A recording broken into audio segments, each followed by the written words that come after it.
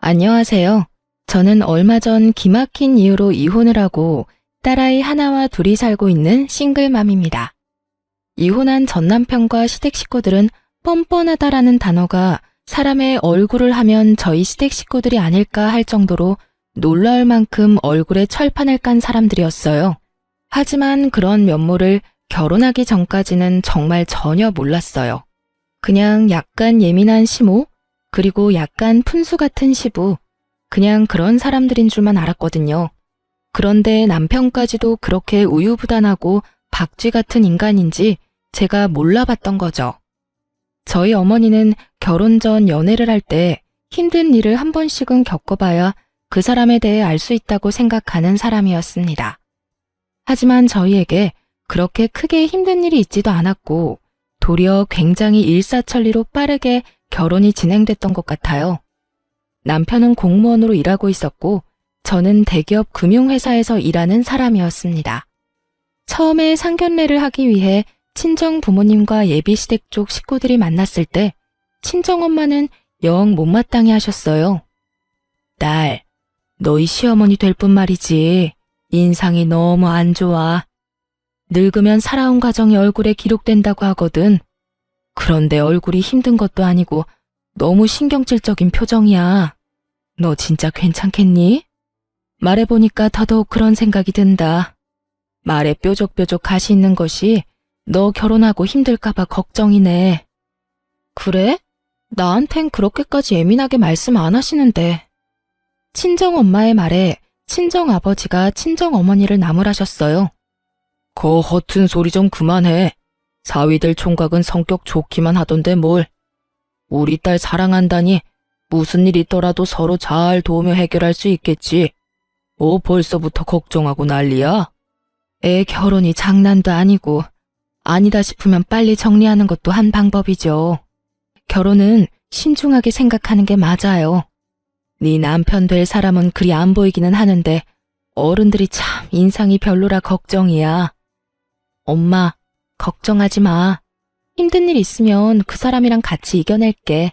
그리고 우리 시부모님들 나한테 그렇게 깐깐하게 구는 사람들 아니셔. 네가 그렇다면 다행이긴 한데 엄마는 영 탐탁치 않는구나. 그런 엄마의 걱정에도 저는 아무런 걱정이 없었어요. 남편은 참 좋은 사람이었으니까요. 분명히 시댁과의 일이 생겨도 남편이 지켜줄 거라고 생각할 정도로 말이죠. 하지만 결혼하고 얼마 지나지 않아 제가 얼마나 안일하게 생각했는지 알게 됐어요. 저는 연봉이 꽤 높은 상태였어요. 공무원이 남편보다 돈을 더 잘 벌었거든요. 그래서 저는 제 일에 애착을 가지고 있었어요. 솔직히 돈을 많이 벌어서가 아니라 그 일과 직장이 너무 저랑 궁합이 좋았기도 했어요. 그래서 일을 그만둘 생각은 전혀 없었어요. 임신을 하고 출산을 하더라도 말이죠. 그 부분에 대해서는 남편과 굉장히 많은 이야기를 나누었답니다. 결혼 전에도 물론이고 결혼 후에도 물론이고요. 남편은 제가 직장을 가져서 돈을 벌어주는 것이 좋다고 이야기를 했고 육아는 자기도 충분히 도움이 될 수 있을 거라고 호언장담했죠. 저는 남편 말을 믿었습니다. 본인이 할 수 있다고 하니까요. 그런데 상황이 닥쳐봐야 아는 거예요. 막상 아이를 가지고 나니 슬슬 불안한 마음이 들기 시작했습니다. 제 배는 이미 가득 불러오는데 남편은 여전히 집안일을 도울 생각도 없어 보였어요. 애가 생기면 잘하겠다느니 애가 생기면 자기도 달라지겠다느니 그런 말을 연신 뱉어냈지만 실상은 전혀 도움이 되지 않았죠. 그런데 그런 남편의 문제는 정말로 아주 사소한 일이었어요. 그 다음에 터질 일에 비하면요. 아이를 낳기 위해 출산 휴가를 쓰고 예정일을 며칠 앞둔 어느 날, 시어머니에게 전화가 왔습니다. 네, 어머님. 너 내가 하라는 대로 했니? 어머니, 제가 말씀드렸지만 제 직장은 복지도 좋고 돈도 많이 주는 좋은 직장이에요. 섣불리 나왔다가 다시 돌아가지 못하면 저만 손해라서요. 육아휴직 기간도 충분하고 솔직히 어머님이 왜 저한테 일을 그만두라고 하는지 아직까지 잘 모르겠네요. 저는 시모의 전화를 받고 머리가 지끈거리는 기분이었습니다. 시모가 하는 말은 간단했어요. 이제부터 애를 키워야 할 테니 일을 그만두라는 거였죠. 그렇지만 이미 저희 부부 사이에 이야기가 다 끝난 상황이었어요.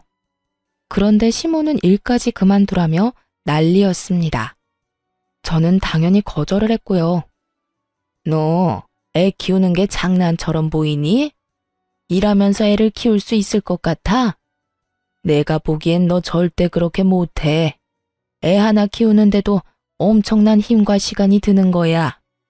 내가 하는 말 잔소리처럼 듣지 말고 육아휴직이니 출산휴가니 그런 거 쓰지 말고 바로 퇴직해라. 그게 너한테 더 좋을 일이다. 우리 아들이 돈을 못 버는 것도 아니고 명망 있는 직장에 돈도 충분히 벌어오는데 넌 왜 이렇게 고집을 피워? 결국 이런 식으로 시작된 시모와의 대화는 언제나처럼 고구마 100개를 먹은 것처럼 답답하게 끝나고야 말았어요. 아무리 제가 이야기를 해도 듣지를 않더군요. 시모야 평생을 시부의 그림자로 살며 일도 안 하고 전업주부로 살아와서 모르겠지만 솔직히 돈을 벌려고 일하는 거였으면 저도 당장에 때려치웠겠죠. 하지만 너무 복지도 좋고 저하고도 잘 맞는 직장이었거든요. 굳이 떠나고 싶은 마음도 없었고 저도 아이를 키우는 것만큼 직장 생활도 중요하다고 생각하는 사람이었거든요. 그런 제가 시모의 전화를 하루에도 몇 통을 받으니 결국 참지 못하고 남편에게 말했어요. 그런데 남편 말이 더 웃겼습니다. 당신도 참 답답하네. 남들은 일 못 쉬어서 난린데 당신은 왜 자꾸 그렇게 일을 하고 싶어서 난리야? 내가 다 책임질 테니까 우리 엄마가 하라는 대로 해주면 안 돼? 그럼 내 인생은 뭐가 돼? 내가 평생을 가꿔서 읽어온 일들이야. 그리고 거기서 일하는 거 너무 좋아하고.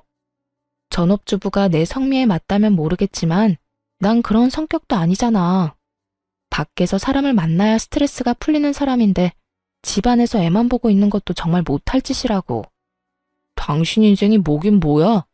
내 아내, 그리고 우리 애 엄마. 그렇게 사는 거지. 남들 다 그렇게 살아. 난 당신이 왜 화를 내는지 모르겠어. 아, 그냥 일 그만두면 되잖아. 그렇게 남편과의 대화도 별 소득 없이 끝나버렸죠. 그래도 저는 일을 그만둘 생각이 전혀 없었어요. 남편과 시모를 속이더라도 일은 계속할 생각이었거든요. 그렇게 아이가 태어나고 한두 달간은 잠잠했습니다. 모유 때문에 잠도 제대로 못 자는 며느리에게 그런 말을 할 정도로 못된 사람들은 아니 생각했죠. 그런데 딱 2달까지였어요. 아이가 3개월가량이 되어갈 때 또 시모의 전화 공격이 시작됐어요. 이번에는 육아에 직접적으로 간섭하는 전화였어요. 애 모유는 먹였니? 젖 안 나온다고 분유 먹일 생각하지 마라. 나중에 애한테 안 좋아.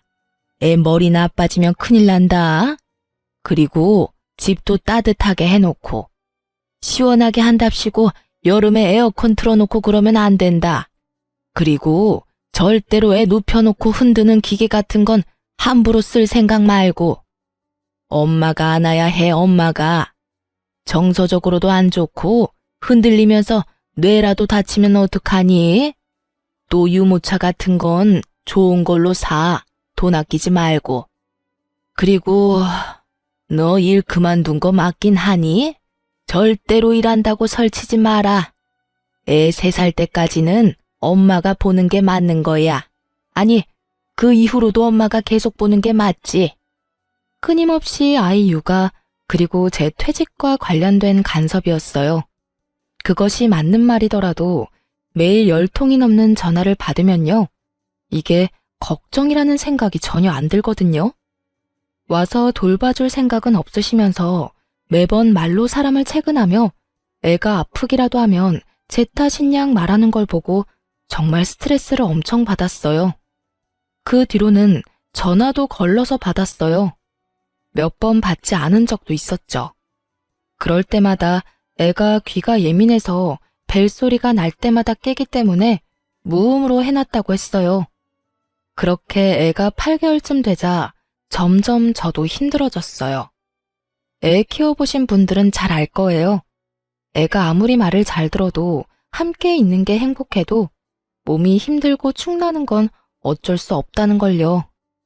차라리 일을 하는 게 더 낫다 싶을 때가 있다는 걸요. 저도 그랬어요. 게다가 시모의 전화 때문에 오기도 생겼거든요. 저렇게 일 그만두라고 하면 일이 하고 싶어지더라고요. 그래서 가까이 사는 친정엄마에게 고민 상담을 좀 했어요. 친정엄마가 그러더군요. 그래, 네가 도와줄 사람이 없다면 또 모를까. 이렇게 든든한 엄마가 있는데 걱정하지 마. 내가 귀여운 손녀 잘 키워줄 테니까 걱정하지 말고. 너무 고마운 마음에 매달 돈도 드리고 애가 어린이집에 들어갈 13개월까지만 봐달라고 했죠. 만 1살이 되면 어린이집 보낼 생각이었거든요. 그렇게 일에 복귀를 하니 정말 좋더군요. 집안에 있을 때는 애 때문에 집안일 때문에 이래저래 신경을 많이 쓰고 스트레스도 받았는데 일을 하러 오니 스트레스를 받을 일이 없더군요. 저만 잘하면 크게 문제 생길 일이 없는 게 일이잖아요. 그런데 제가 멋대로 일을 시작했다고 생각한 건지 시모가 제게 전화를 시도 때도 없이 걸기 시작했어요. 그런데 이번에는 새벽이며 한밤중이며 가리지 않았던 거예요. 아이 때문에 전화를 했을 때는 거의 대부분이 낮이었거든요. 그런데 일을 시작하고 나니 밤 11시, 새벽 4시 일을 하고 있는 시간까지 하루에 20통 넘게 제가 전화를 받을 때까지 하실 때도 있었어요. 나는 걱정이다. 너 이렇게 일한다고 설치다가 나중에 애한테 집중 못할까봐 걱정이고 네가 돈 많이 버는 거야 내가 알지만 아들만 벌어도 되는데 왜 자꾸 너까지 설치는지. 그냥 집에서 쉬면서 애나 보면서 내조나 하렴. 너까지 밖으로 나돌아다니지 말고. 받을 때마다 이 용건이었어요. 누군가 들으면 굉장히 차분히 타이르는 말투였죠. 그리고 어떤 사람들이 들으면 참 며느리를 쉬게 해주려 노력하는구나 싶을 정도였죠. 하지만 그 의도는 전혀 그런 것이 아니었어요. 아이를 위해 제 인생을 희생하는 게 맞는 거다 라며 거의 세뇌 수준으로 말하고 있는 거였죠. 게다가 새벽과 한밤중에 전화해서 그러는 건 정말 말도 안 되는 일이잖아요. 저도 이쯤 되니 무슨 조치를 취해야겠다는 생각이었어요. 새벽이나 한밤중에 시모에게 전화가 오면 남편에게 전화를 바꿔줬어요. 한창 잘 자는 남편을 깨워서 말이죠. 처음에는 남편도 시모에게 차분히 이야기했어요. 장모님이 애 잘 봐주셔서 포동포동하게 살도 많이 쪘고 와이프 일하는 것도 경제적으로 도움이 많이 되니 좋다고 말이죠. 그렇지만 그렇게 말해도 그때뿐이었어요. 그 다음에도 똑같은 용건으로 전화가 오고 전화가 올 때마다 제가 남편을 깨우니 남편이 울컥하며 제게 한마디 하더군요. 엄마가 당신한테 전화하는 건데 왜 자꾸 나한테 바꿔주는 거야? 나도 잠 좀 자자. 자, 누가 자지 말래? 근데 당신 어머니가 했던 이야기하고 또 하고 또 하는데 그럼 내가 어떡해. 우리 엄마 같았으면 스팸 처리하고 무음 처리하고 안 받으면 그만이지만 시어머니잖아. 안 받았다가 또 무슨 잔소리를 어떤 식으로 들을 줄 알고 그래? 불만이면 당신이 어머님한테 잘 이야기해서 그런 시간에는 전화 안 오도록 하면 되는 거 아니야? 그러게. 그냥 엄마 하는 말 들었으면 되잖아. 괜히 당신이 일한답시고 난리치는 바람에. 그럼 매달 부모님 용돈 누구 돈으로 줘? 일 그만두고 양가 부모님한테 드리는 용돈 드리지 말까? 제 말에 남편놈 입이 꾹 다물어지더군요. 아무리 남편 직장이 안정적이면 뭐해요. 혼자 벌어서 살 수 있을 만큼 대한민국이 녹록한 곳은 아니잖아요. 둘이 벌어도 쪽박차기 십상인 곳에서 왜 벌이라니. 게다가 애가 크면 돈 들 곳이 더 많은데 어떻게 제가 일을 그만두나요? 제 말에 남편도 맞는 말이다 싶었는지 더 이상 대꾸도 하지 않고 입만 삐죽거리고 있더군요. 그걸 보고도 모른 채 했어요. 시모가 잘못하는 거 아들이 바로잡아야 하는 게 맞는 거죠. 그렇게 그날 새벽 3시에도 어김없이 시모에게 전화가 왔어요. 남편 바꾸지 말라는 말에도 저는 대답 없이 남편을 깨웠어요. 남편은 전화를 받자마자 버럭 화부터 냈어요. 어머니, 우리 일은 우리가 알아서 할 테니까 제발 연락 좀 그만하세요. 그리고 할 이야기 있으면 사람이 깨어 있을 때 좀 하시라고요. 이게 도대체 무슨 짓이에요? 사람 잠도 못 자게 괴롭히고. 아니, 왜 소리를 지르고 그래? 이 엄마는 걱정이 돼서 그런 거지 않니? 남의 손에 맡겨놓고 걱정도 안 되니? 남의 손.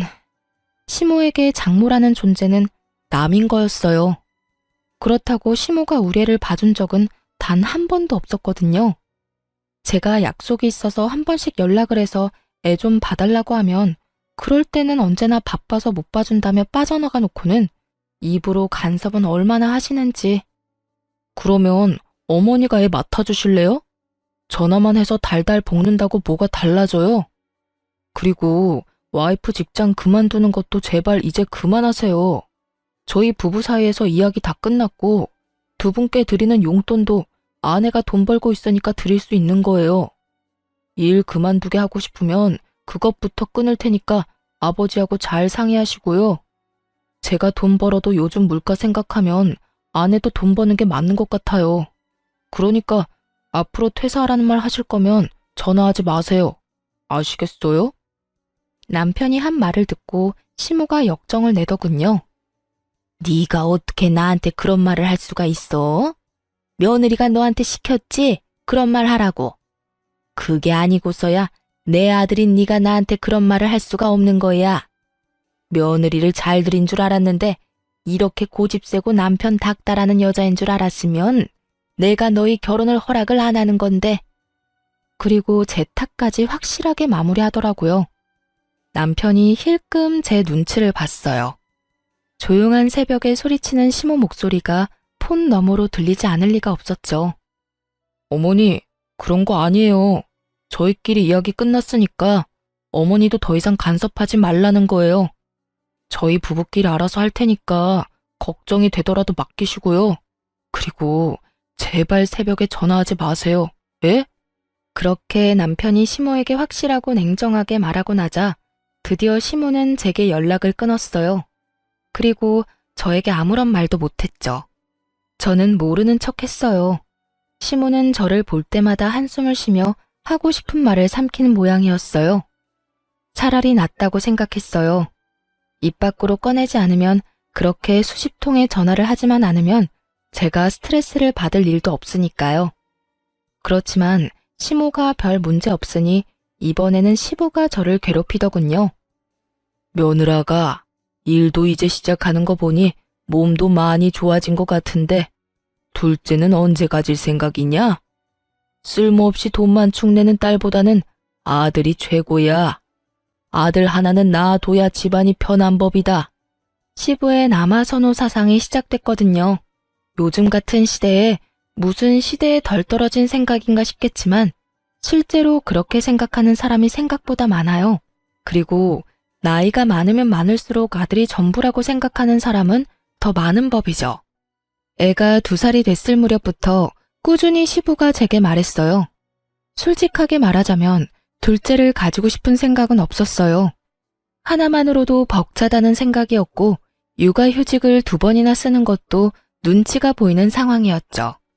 물론 직장 사람들 그 누구도 제게 무엇라 하지 않겠지만 제 마음이 미안함으로 가득했거든요. 그래서 말로만 네, 생기면 낳아야죠 하고 건성으로 답하기 일쑤였어요. 그런데 저희 딸이 만으로 4살이 됐을 무렵 그 일이 벌어졌어요. 그날은 어린이날로 딸아이가 아주 기대하던 날이었어요. 딸애는 기분이 좋아서 아침부터 난리였어요. 가고 싶다고 노래를 부르던 동물원을 일찍 갔다가 오후에 시댁으로 향했어요. 시동생도 아들이 하나 있는데 어린이날이라 아들 데리고 시댁으로 온다고 했거든요. 그러니 저희도 오랜만에 시조카 얼굴도 볼 겸 시댁으로 간 거였어요. 그전에는 어린이날에도 저희끼리 보냈기에 갈 일이 없었어요. 그렇지만 시동생이 조카를 데리고 온다는데 계속 저희만 안 가는 것도 좀 그래서 애를 데리고 갔던 거예요. 그런데 거기서 정말 어이없는 일을 당했어요.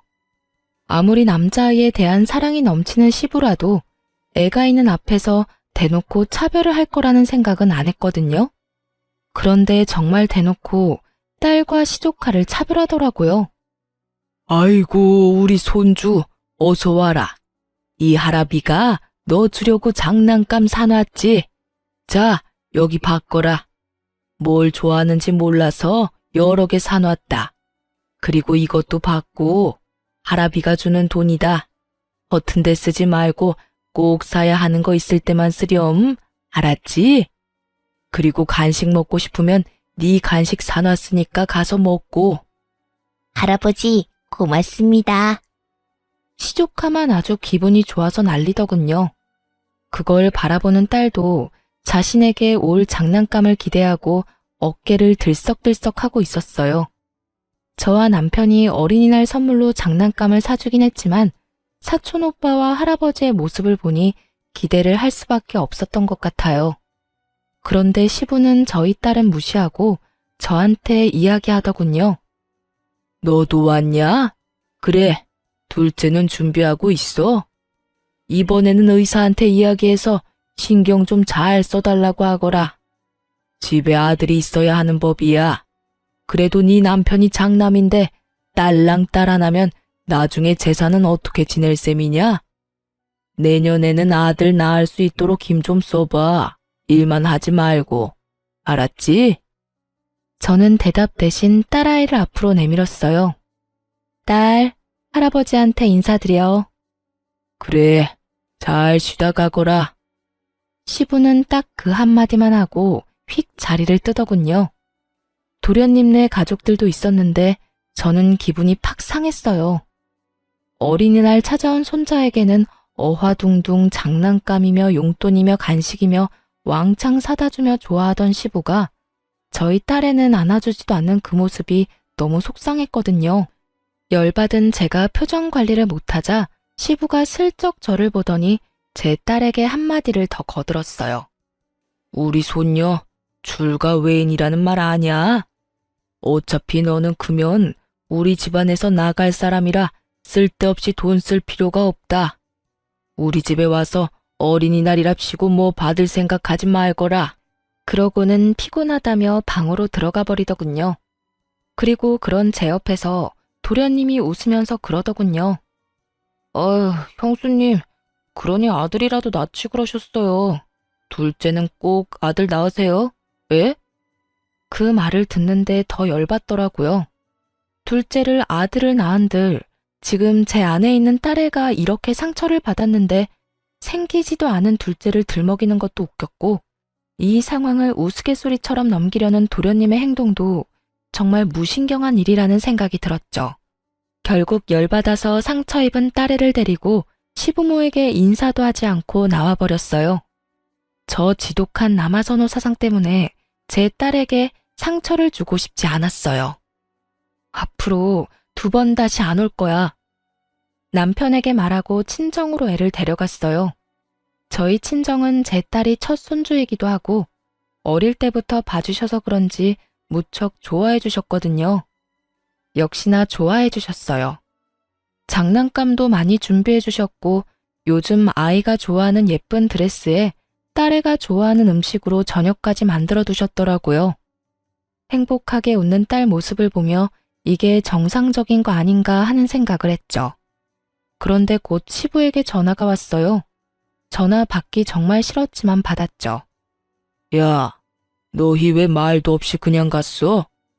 아버님이 불편해하셔서 빨리 돌아왔어요. 무슨 문제라도 있으세요? 아니, 간다면 간다고 이야기를 해야지. 그리고 어버이날 평일이라서 어차피 못 오는 거 아니냐? 오늘 어버이날 용돈도 미리 주고 가지. 혹시 손녀한테 한 것 때문에 삐졌어? 어린 손녀한테 그런 상처 주는 말 하신 데는 이유가 있으시겠죠. 설마 어른이 별 생각 없이 새까맣게 어린 손녀한테 상처를 주실 리 있겠어요? 어버이날 전 못 갈 것 같으니까 남편 보낼게요. 너 지금 네 딸한테 기분 나쁜 소리 했다고 나한테 화내냐? 뭐 이런 싸가지 없는 며느리가 있어? 어른이 하는 말에 다 이유가 있는 법인데 그것도 모르고 어디서? 이유, 대체 무슨 이유가 있는지 궁금했지만 묻지도 않았어요. 그리고 그 앞에서 바로 남편에게 전화 넘겨줬어요. 스피커폰으로요.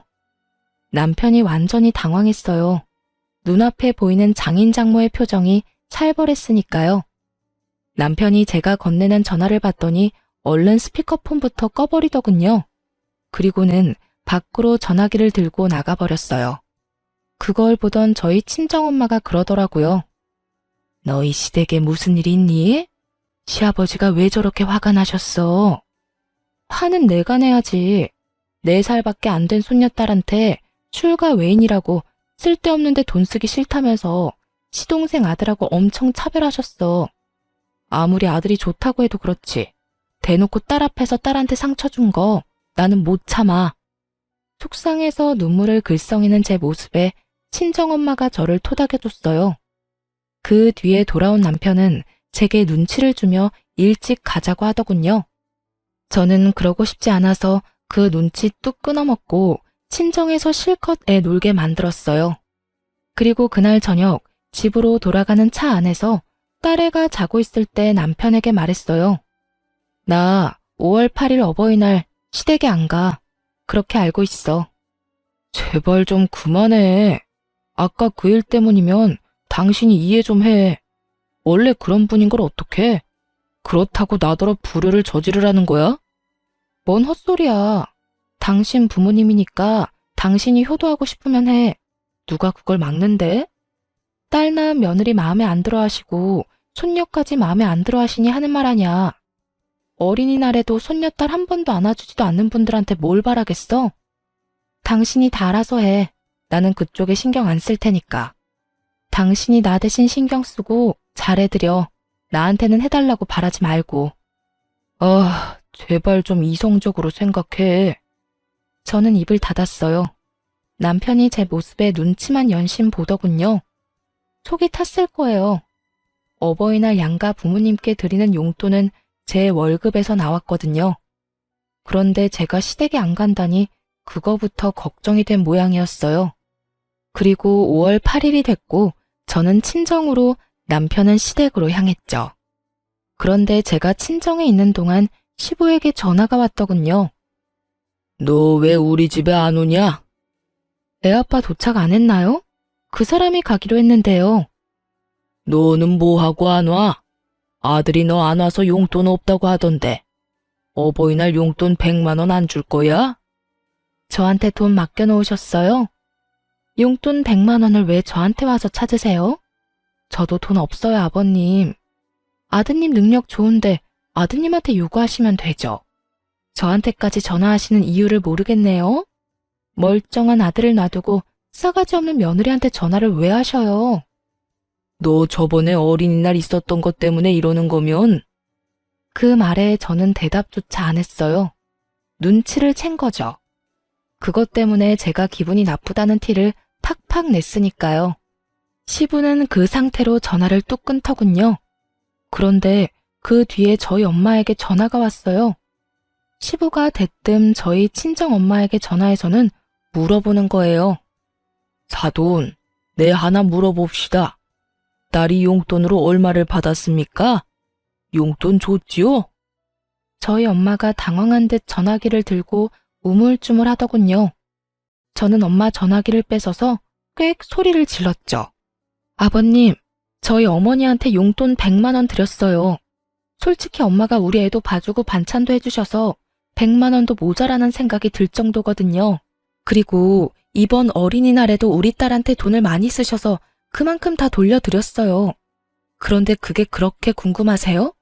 아드님한테 돈 달라고 하시면 되지. 왜 뜬금없이 저희 부모님한테 전화해서 이런 무례한 행동 하시는 거예요? 지금 저희 어머니한테 전화해서 돈 얼마 받았냐고 추궁하는 거 얼마나 무례하고 생각 없는 일인지 모르시는 건 아니죠? 결국 제 입에서도 좋은 말이 안 나왔어요. 그랬더니 시부가 욕을 어찌나 하던지. 부모가 다 똑같은 부모지. 왜 너희 부모한테만 용돈을 줘? 그리고 뭐래? 네가 먼저 싸가지 없는 짓 안 했으면 나도 이런 짓 안 했지. 너 돈 좀 번다고 유세 떠는 거냐? 어버이날 챙겨야 할 부모가 네 분이나 있는데 저 혼자 다 어떻게 책임지나요? 남편은 남편 부모님 챙기는 거고 저는 제 부모님 챙기는 건데 왜 화가 났는지 모르겠네요. 그리고 솔직히 시댁에서 저희 애랑 저희한테 신경 쓰신 적은 있어요?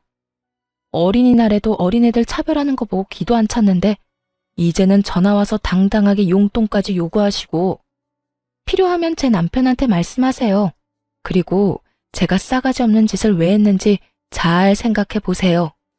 나이값도 못하고 손녀딸한테 출가 외인이네 어쩌네. 애 상처받는 소리만 하는 것도 열받는데 뭐 좋다고 용돈까지 드리겠어요? 안 그래요? 다 됐고 용돈은 이제 아드님한테 달라고 하세요. 아드님. 결국 저와 시댁은 건널 수 없는 강을 건넜어요. 남편이 제 행동에 어떻게 반응할지 몰랐지만 만약 제 생각과 정반대로 행동할 경우에는 이혼을 하겠다고 이미 다짐한 상태였죠. 역시나 그날 저녁 남편이 와서 제게 하소연하더군요. 대체 아버지랑 왜 싸운 거야? 애한테 서운한 소리 했다고 삐진 거 치고는 너무 일을 크게 벌렸잖아.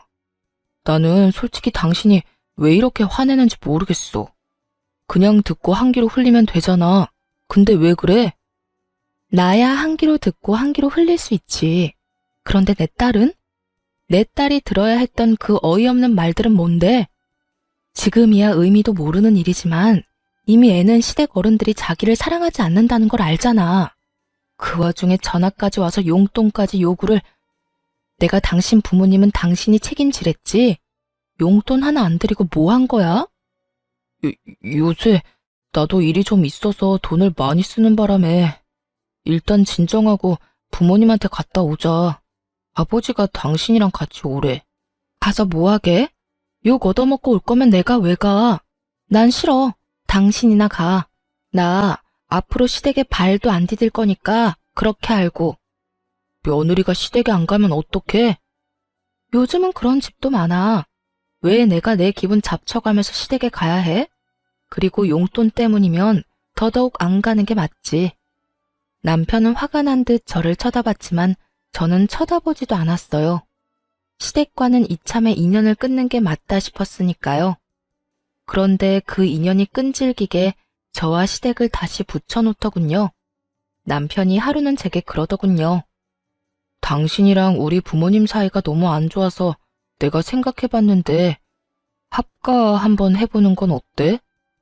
저는 경악했어요. 합가라니. 서로 꼴 보기 싫어서 이렇게 난리인데 합가라는 말을 하는 남편이 제정신인가 싶었죠. 미쳤어? 나 죽는 꼴 보고 싶으면 합가해. 나는 절대 못해. 합가하고 싶으면 이혼하고 당신이나 해. 이혼을 언급하며 저는 확고하고 정확하게 합가를 하지 않겠다고 말했어요. 그런데 남편이 그러더군요. 부모님 부양하는 것도 자식된 도리로 당연한 거야. 그러니까 합가 진지하게 생각해봐. 합가는 절대 안 된다고. 빽 하고 소리를 질렀지만 기분이 너무 안 좋았어요. 분명히 합가를 어떻게든 하려고 할 것 같았거든요. 그래도 제가 가지 않는다면 어떻게 남편이 저를 강제로 데려갈 수 있겠어요?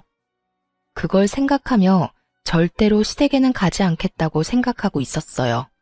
그런데 며칠 뒤 시부모가 저희 집으로 쳐들어왔어요. 들어온다 말도 없이 최소한의 짐만 들고 말이죠. 그것도 제가 일하러 간 사이에 짐 정리까지 다 끝내놓고 거실에서 느긋하게 TV를 보고 있더군요.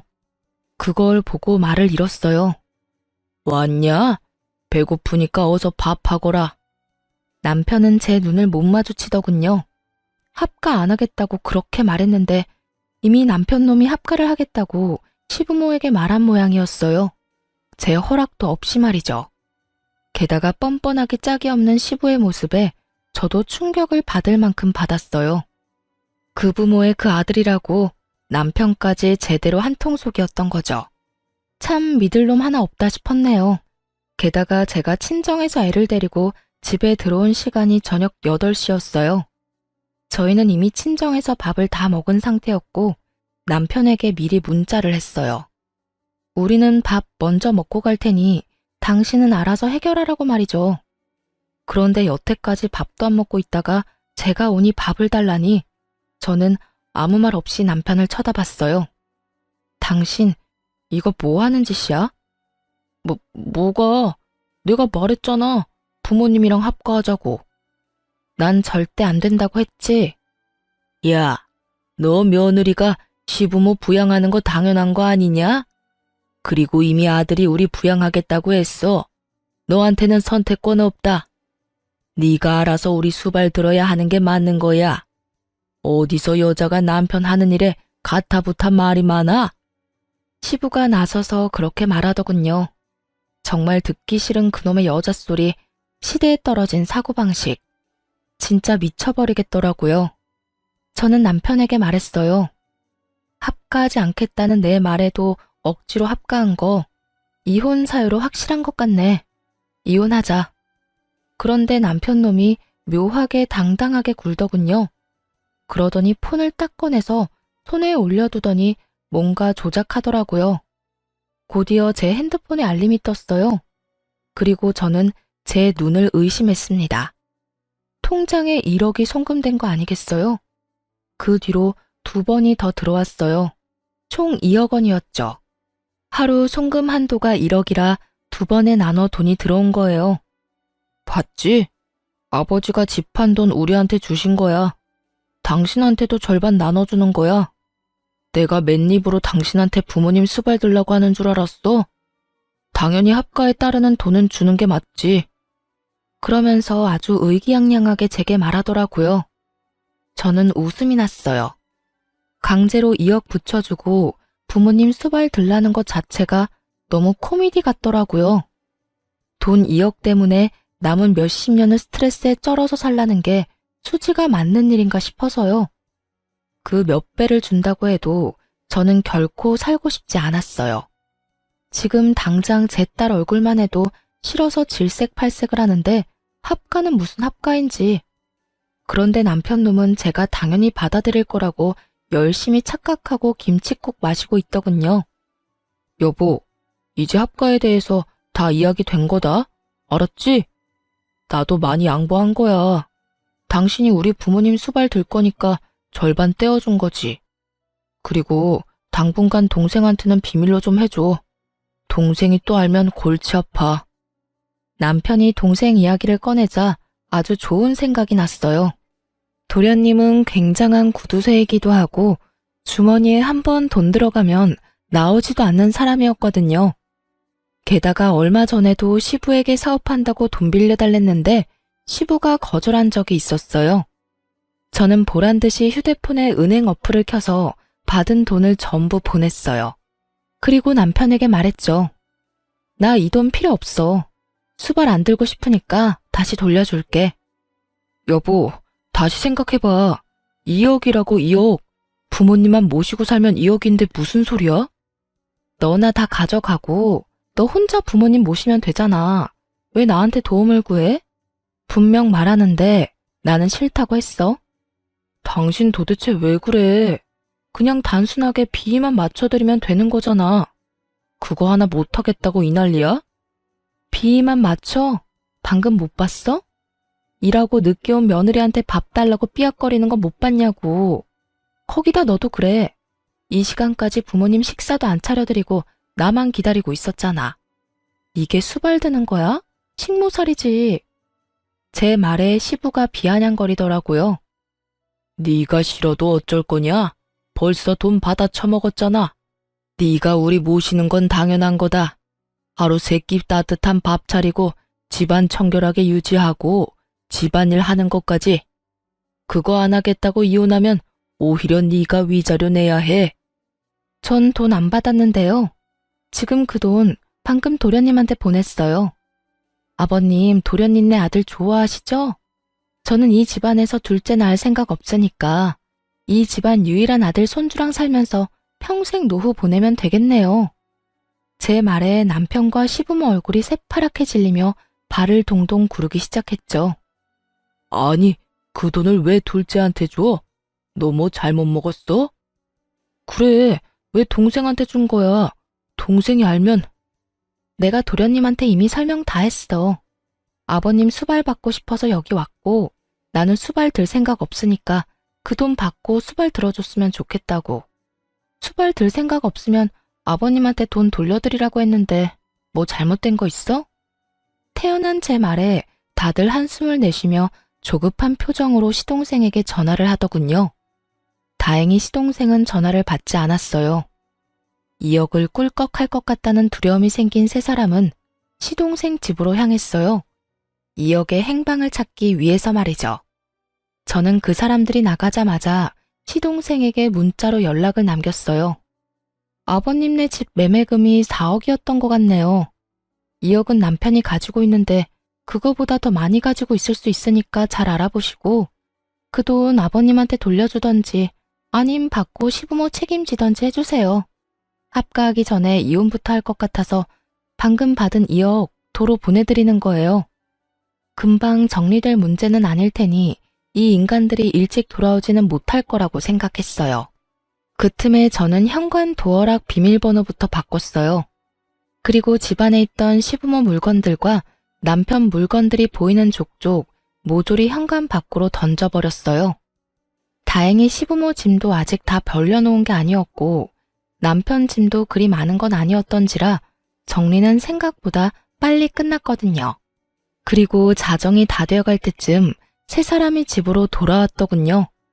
밖에 쌓인 짐과 바뀐 비밀번호에 놀란 세 사람이 저한테 전화를 하고 밖에서 문을 쿵쿵 두드리고 난리가 났더군요. 여보, 말로 해, 말로. 이렇게 갑자기 문 걸어 잠그면 어떡하자는 거야? 말? 당신은 나한테 말하고 그딴 짓 저질렀던 거야? 내가 분명히 싫다고 이야기했지. 그거 무시하고 돈 억지로 손에 쥐어주고 수발 들어라 마라 한 건 잘못 아니야? 당신은 진짜 선 크게 넘었어. 난 무조건 당신이랑 이혼할 거야. 상의 없이 합가하자며 부모 데려온 당신도 싫고 딸에 대놓고 차별하는 시아버지도 싫고 아침 새벽 가리지 않고 전화와서 간섭하는 시어머니도 싫어. 그래서 이렇게 우리 내보낸다고? 당신 너무하네. 그 집에 들어간 가전이랑 가구 내가 새로 다 해왔잖아. 1,500만 원이나 들었는데 나더러 그냥 가라고? 남편이 저희 집에 들어올 때 당시 있던 헝 가구들은 다 버리고 남편이 새로 싹 다 해왔거든요. 그때 거의 1,500만 원쯤 들긴 했어요. 저는 어이가 없어서 남편에게 말했죠. 내가 당신 부모님 용돈 챙겨드린 것만 해도 1,500 넘을걸? 그래, 좋아. 그 1,500 내가 줄 테니까 내일 우리 회사 앞으로 와. 저는 그 다음날 남편을 만나러 갔어요. 그런데 남편만 있는 게 아니더라고요. 시부모도 떡하니 앉아 있었어요. 저는 보자마자 1,500을 남편 계좌로 이체해줬어요. 여기 1,500. 어차피 나한테 돌아올 돈이니까 아깝지도 않네. 당신이 위자료로 나한테 돈 줘야 하는데 어차피 그걸로 주게 될 거니까. 잘 보관해뒀다가 나중에 그대로 돌려주면 되겠네. 그리고 이혼 소송 오늘 들어가기로 했어. 앞으로 그 이외의 일로 연락하지 마. 잠깐, 그렇게 그냥 가면 안 되지. 그 집 전세금도 재산 분할해야 하는 게 맞는 거 아니야? 너희 같이 산 기간이 5년이 넘는데 당연히 재산 분할도 해야지. 이 말이 나올 거라는 걸 예상은 했어요. 돈까지 시동생에게 뺏긴 이 사람들이 제 돈을 탐내지 않을 리가 없죠. 저는 그 사람들 눈앞에 종이 한 장을 꺼내 팔랑팔랑 흔들었어요. 이게 뭐야? 차용증이요. 제가 부모님께 돈 빌려서 그 집 전세금 마련했다는 증거요. 전세 나오면 그 돈 부모님한테 돌려드리게 되어 있어요. 뭐? 그딴 게 어딨어? 전세금이 꽤 커서 어머니한테 좀 부탁했어요. 5천만 원 넘게 현금 거래하면 증여세 내야 해서 차용증을 쓴 거죠. 그래서 이 집 계약 만료돼서 전세금 나오면 싹 다 친정에 다시 돌려줘야 해요. 사실 어머니에게 매달 용돈을 드리면서 그 용돈으로 원금을 차감하고 있는 중이었지만 그 이야기는 하지 않았어요. 그리고 예상대로 세 사람은 입을 틀어막으며 당황하더라고요. 그럼 너희 재산은? 아무것도 없어요. 모아놓은 것도 애 때문에 다 썼고요. 생활비다 부모님 용돈이다 많이 들어가서 남은 것도 없어요. 예적금이라도 있으면 모르겠는데 그것도 없고. 그래도 다행이잖아요. 남편한테 아직 2억 남아있지 않아요? 그걸로 전세나 월세 장만해서 들어가면 되겠네요. 야, 너 이거 다 일부러 그런 거지? 둘째한테 돈 준 것도, 전셋집 빚인 거 말 안 한 것도. 일부러 그랬지? 우리 골탕 먹이려고. 무슨 소리 하시는지 모르겠네요. 골탕은 당신들이 나한테 먹인 거지. 얼마나 뻔뻔하고 얼굴에 철판을 깔았으면 하루에 전화를 수십 통을 하질 않나. 할아버지가 돼서 손주 상처 주는 말을 해대질 않나. 합가 싫다고 했는데 쳐들어와서 눌러앉질 않나. 누가 누구를 골탕 먹인 건데요, 지금? 말도 없이 들어와서 돈만 받으면 모셔줄 줄 알았어요? 두 사람 모시느니 내가 남편이랑 이혼하는 게 더 낫죠. 그러니까 앞으로 연락하지 마세요. 본인들 앞길 본인들이 알아서 개척하시고. 아니, 손이 없어요, 발이 없어요? 아직까지 팔팔하시면서 왜 며느리한테 빌붙으려고 하세요? 그것도 그렇게 괴롭히고 못 살게 굴던 며느리한테. 좋아하시는 도련님네 가서 편하게 사세요. 손자 재롱도 보시면서. 그렇게 소리치고 저도 집으로 돌아와 버렸어요. 남편이 뒤따라와서 저를 붙잡고 늘어지더군요. 여보, 이렇게 화낼 줄 정말 몰랐어. 나는 그냥 당신이 돈만 받으면 좋아할 줄 알고. 나 당신이랑 헤어지면 갈 곳도 없어. 네가 뿌린 씨앗이니까 네 손으로 거둬. 그러게 누가 집으로 데려오라고 했어? 순간 눈앞에 돈에 눈이 멀어서 넌 나를 팔아먹은 거나 마찬가지야. 돈만 주면 다 되는 거야? 그 스트레스로 내가 죽어나가는 건 보이지도 않냐고. 몇 번을 내가 말하고 당신한테 이야기했잖아. 두 분 부모님 때문에 힘들다고. 멀리해도 모자랄 판에 집에 데려오는 짓을. 당신처럼 공감 능력 없는 인간하고는 도저히 못 사니까 죽든 말든 네 알아서 살아. 제발 셋이서 교대로 나 괴롭히지 말고. 그렇게 세 사람을 내버려 두고 돌아왔어요. 세 사람은 집 없이 결국 시동생한테 갔는데 시동생은 세 사람을 받아주지 않았다고 해요. 대신 시부모를 모시겠다고 이야기는 했다는데 오히려 시부모가 거절했다고 하더라고요. 합가 안 해도 되니 시부는 2억을 달라 말했지만 시동생도 한 번 물은 돈 절대 주지 않을 인간이거든요. 결국 시동생이 돈 안 주는 바람에 송사에 휘말리게 됐다고 하더라고요. 가족끼리 법적으로 네가 잘했니 못했니 아주 난리가 났더라고요. 시부는 남편에게 나머지 돈 내놓으라고 난리였고 남편은 그 돈 중에 일부를 그 짧은 기간 동안 주식으로 날려먹는 바람에 결국은 전세 하나도 못 얻고 그냥 월세방을 얻어서 살게 됐다고 해요. 그 이야기를 듣고 보니 참 웃기더군요. 제 손에 돈 강제로 쥐어주면서 수발 들도록 만든 사람들이 부양하겠다는 시동생에게 가지 않는 것도 웃겼죠. 왜 안 갔나 싶었는데 알고 보니 동서가 두 분을 모시는 걸 그렇게 반대했다고 하더라고요. 집에 들어오면 무조건 요양원 보내버리겠다고 했다니 결국은 시부도 시모도 시동생 집에 들어갈 생각도 못한 거죠. 그 상황에 돈은 돌려줄 생각도 하지 않고 있으니 시부모도 화가 났을 거고 결과는 서로가 서로를 까내리는 모양새가 된 거죠. 이쯤 되니 그런 생각이 들더군요. 시부모에게 당한 며느리가 나 하나뿐만은 아니었구나 하는 생각요. 동서도 아들 낳은 것을 제외하고서는 시부모에게 저와 비슷한 일을 당했을 테죠. 그러니 절대로 부양 못한다고 했을 테고요. 집에서 새는 바가지가 다른 데서 안 셀 리가 없잖아요. 어쨌든 저는 그들과 멀리 떨어져 아이를 키우면서 잘 살고 있어요. 처음부터 떨어져 나와 살았다면 제가 그런 꼴 당할 일은 없었을 텐데. 그것만 살짝 후회돼요. 그렇지만 지금이라도 제자리를 찾았으니 안심이 되기도 하고요. 살다 보니 참 가족끼리 별꼴 다 본다 싶었네요. 그래도 잘 빠져나왔으니 제 인생에는 다행이에요. 앞으로는 이런 일 당하면서 살 생각은 없어요. 혼자서 늙어 죽을 때까지 딸이랑 속 편하게 살고 싶네요. 긴 글 읽어주셔서 감사합니다. 좋은 하루 되세요.